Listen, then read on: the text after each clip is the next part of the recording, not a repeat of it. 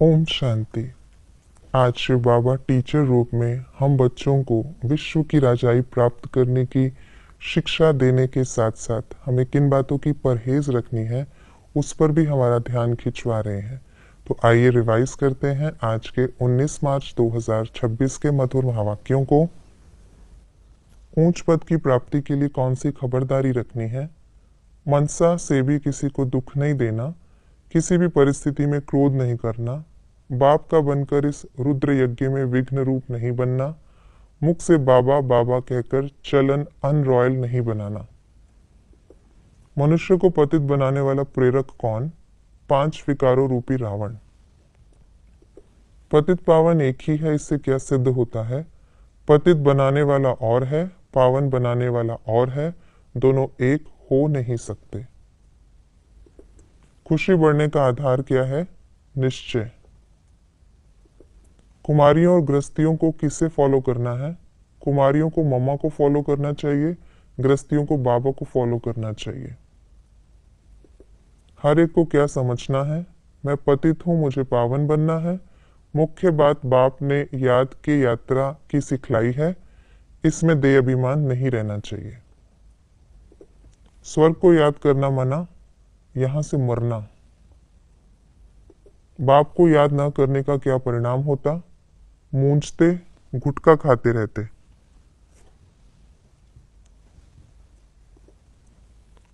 Light house का काम क्या है? हर एक को शांति धाम और सुख धाम का रास्ता बताना। कौन सा चिंतन बुद्धि में चलाना है? हम आत्माएं शांति धाम के रहवासी हैं, हम एक्टर यहाँ पार्ट बजाने आते हैं। किस धुन में रहते अपना कल्याण करना है? आदि से लेकर अंत तक हमारा पाठ है। अब किस धुन में रहते अपना कल्याण करना है?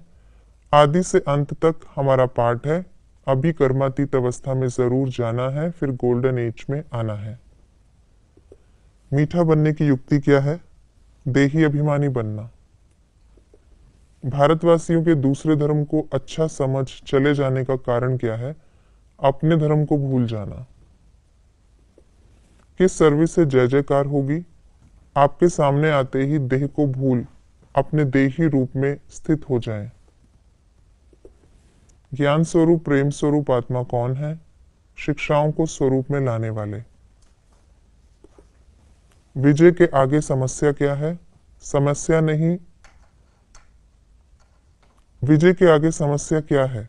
समस्या नहीं फील होगी, बुद्धि का खेल फील होगा, खेल में घबराएंगे नहीं। क्या होने से क्या होता है? दुख देने से सजा 100 गुना बढ़ जाती, कट चढ़ने से तमोप्रधान कौड़ी मिसल बन पड़ते, रावण राज्य शुरू होने से ही रावण मत पर चल पड़ते, बाप को याद न करने से पापों का बोझा नहीं उतरता, देही अभिमानी बन बाप को फॉलो करने से सदा उन्नति होती, दूसरे को सिखाने और खुद उस अवस्था में न रहने से असर नहीं पड़ता। हमें किन बातों की धारणा करनी है?